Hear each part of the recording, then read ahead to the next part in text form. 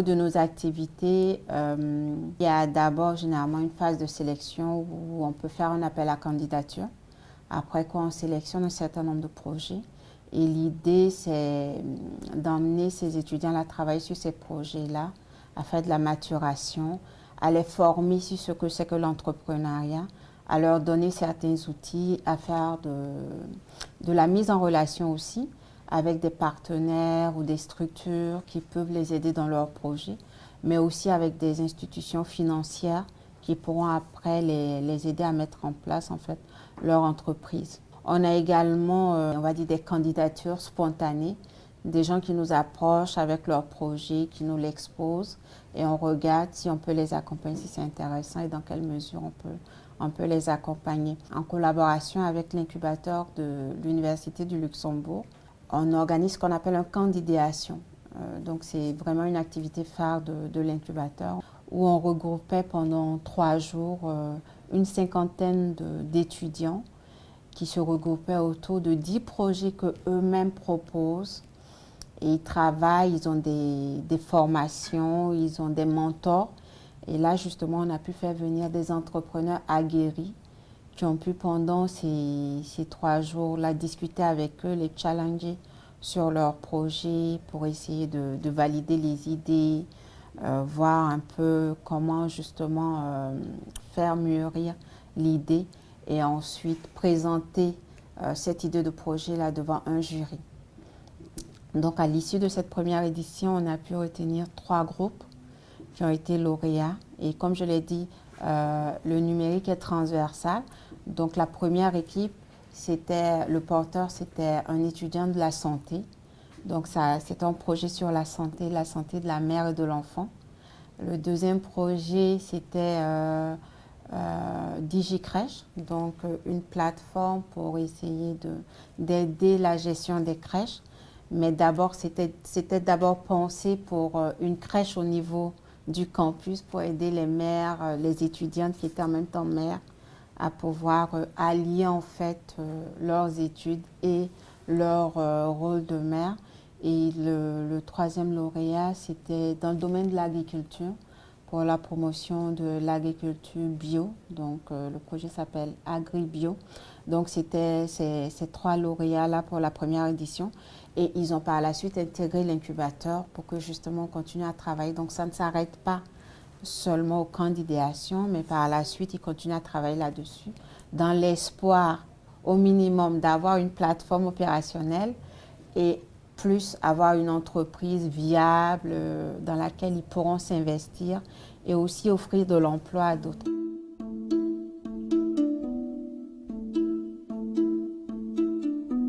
Pour la première édition, on n'a pas forcément fixé de thème. C'est vrai qu'on a eu ce qu'on appelle le COLEPS en collaboration avec un autre incubateur partenaire, l'incubateur Sierra Labs, qui a un peu développé ce concept-là où on emmène des experts d'un domaine qui exposent les problématiques de ce domaine-là.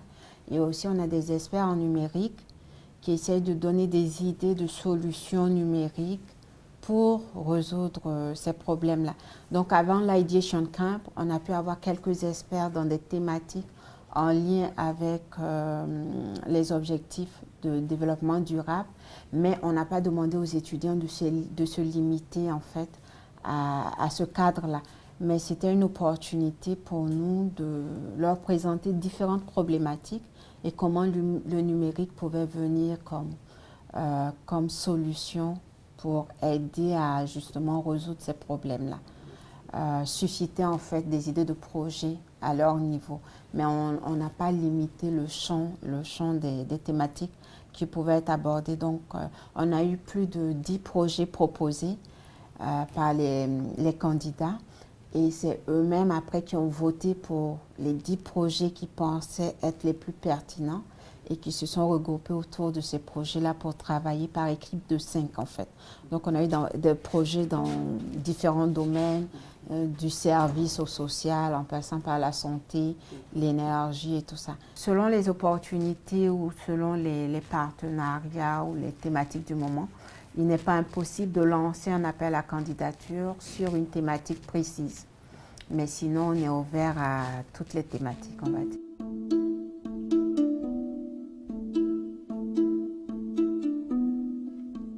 Déjà, la population cible de notre incubateur, à savoir les étudiants eux-mêmes, c'est un tremplin pour eux pour développer des projets. La plupart, en tout cas, sont très motivés. Et aussi, c'est une opportunité pour eux d'avoir un emploi, d'être eux-mêmes leur propre employeur à la fin de leurs études. Ça, c'est quelque chose quand même d'important. Et au-delà de ça, c'est un cadre d'expression où ils apprennent à avoir confiance en eux, à se dire que c'est possible et à s'engager dans des projets qui font sens et qui peuvent devenir des entreprises à succès. Et comme je leur dis, les entrepreneurs aujourd'hui à succès que vous voyez, ce n'est pas forcément grâce à leur premier projet. Donc on ne dit pas que le projet sur lequel vous travaillez actuellement va vous permettre de devenir milliardaire, même si c'est tout le mal qu'on leur souhaite, mais c'est une formation. Tous ces projets-là auront très certainement un impact sur la population parce que le numérique, déjà, il est fait pour faciliter la vie aux populations, apporter des solutions à des problématiques réelles, permettre d'augmenter la productivité. Donc, d'une manière ou d'une autre, tous ces projets-là auront un impact positif, en tout cas sur la vie des populations, dans les différents domaines dans lesquels nous travaillons.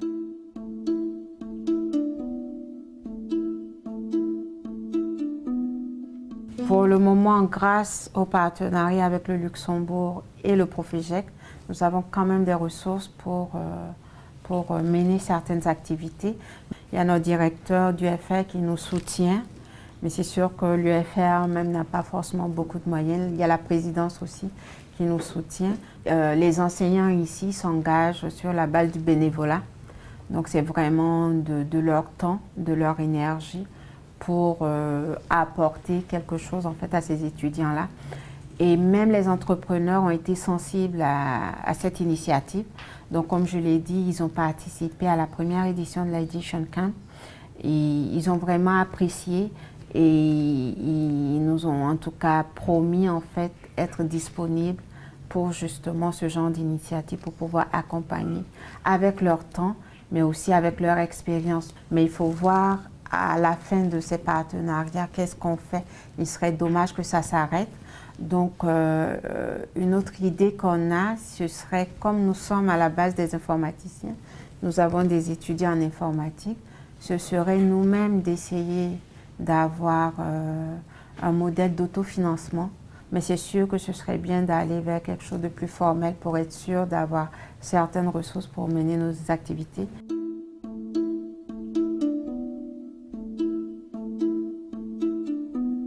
Nous n'avons pas toutes les compétences en notre sein. Les compétences techniques, oui, parce que nous sommes des enseignants en informatique, voilà. Mais les compétences peut-être transversales, comme la gestion de l'entreprise ou les finances, ce genre, le droit, ce genre de choses, qui restent importantes en fait pour des entrepreneurs en devenir. Ces compétences, on ne les a pas forcément. Donc, on essaye de toucher aussi d'autres collègues qui sont dans ces domaines-là et qui peuvent justement intégrer l'équipe et faire aussi du bénévolat, ou même des entrepreneurs ou des coachs en fait, qui sont disponibles à nous accompagner. Donc, c'est vraiment sur cette base-là qu'on travaille. Mais c'est sûr que les ressources financières sont importantes pour pouvoir développer cette initiative-là. Déjà, nous équiper et on va dire agrandir en fait, augmenter la capacité d'accueil. Déjà, vous voyez, on est dans un petit local qu'on a négocié avec le département. On a essayé d'équiper un peu, mais il nous manque encore pas mal de choses. Et donc, on a besoin d'équipement, mais on a aussi besoin de fonds pour pouvoir réaliser peut-être des études de marché pour les différents projets qu'on a, pour pouvoir les aider dans les procédures administratives pour la création des entreprises et pour pouvoir les aider aussi à démarrer. C'est vrai qu'on fait de la mise en relation, mais des fois, il est bon de pouvoir faire des pilotes déjà pour montrer ce qu'on peut faire et voir concrètement comment l'idée qu'on propose ou le projet qu'on propose fonctionne. Donc tout ça, ça demande des moyens.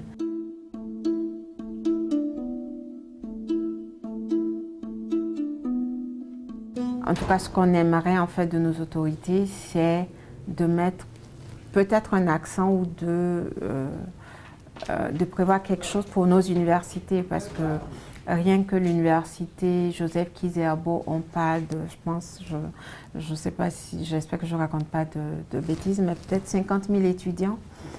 Mais ils font quoi à la fin, voilà, une fois qu'ils sont gradués, qu'est-ce qu'ils font? Donc ce sont des questions qui se posent. Ça, c'est juste Joseph Kizerbo, mais il y a Ouagadougou, il y a d'autres universités. Donc je pense que ce sont des initiatives à encourager. Voilà. Et la création d'incubateurs, la création de structures, en tout cas, d'accompagnement, pour pouvoir intégrer ça dans le cursus des étudiants, pour que dès les premières années, ils soient familiarisés avec ces concepts-là et qu'ils sachent qu'il y a d'autres alternatives que de finir, de faire des demandes ou d'aller bosser pour les concours de la fonction publique. Donc, je pense que c'est quelque chose à développer, c'est des initiatives à dupliquer, on va dire, et à développer et mettre en tout cas des ressources pour que ces structures-là puissent faire ce travail d'accompagnement et de sensibilisation en fait, des étudiants à l'entrepreneuriat. À l'attention de la population, je dirais de faire confiance en fait aux solutions, aux produits qui sont proposés par nos jeunes, par ces structures naissantes-là. Ce n'est que comme ça qu'elles pourront s'en sortir, ce n'est que comme ça qu'elles pourront se développer, même si ce n'est pas parfait au début. C'est avec la contribution de tout le monde qu'on va parfaire ça, faire grandir et que ces produits-là, que ces solutions made de Burkina Faso puissent justement dépasser les frontières du pays, s'exporter et qu'ailleurs aussi on utilise des solutions qui ont été conçues et développées au Burkina par des jeunes burkinabés et qu'on ne soit pas toujours là à importer des solutions de l'extérieur. Je veux dire, on voit ces jeunes, on travaille avec eux, on sait qu'ils ont du talent, ils ont pas mal de potentialités. Ils cherchent juste un cadre où exprimer en fait ce potentiel-là et contribuer aussi, je pense, au développement socio-économique de leur pays. Donc, c'est leur donner une chance en fait de pouvoir s'exprimer, leur faire confiance. Je pense qu'ils peuvent faire des choses très intéressantes qui vont profiter à tout le monde. Et ça aussi, c'est un message peut-être à l'endroit de nos autorités. Voilà, je veux dire, quand ils veulent des solutions, peut-être donner la possibilité à ces jeunes-là de pouvoir eux aussi proposer des choses et leur faire confiance en fait dans les solutions qu'ils proposent.